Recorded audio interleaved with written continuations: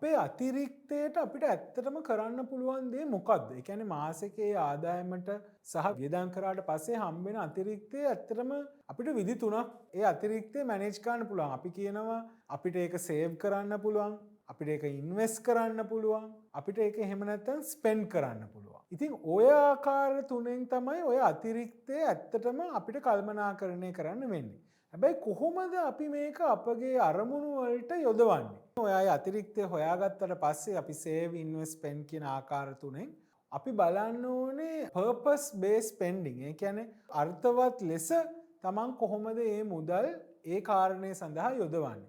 එතකොට මම උදාහරණයක් විදිහට ගත්තොත් අපි ගමු ඔයාට මාසෙක දල වශයෙන් පියවර අංක 1 විදිහට ඔයාට ලක්ෂ 2ක ආදායමක් තිබුණා.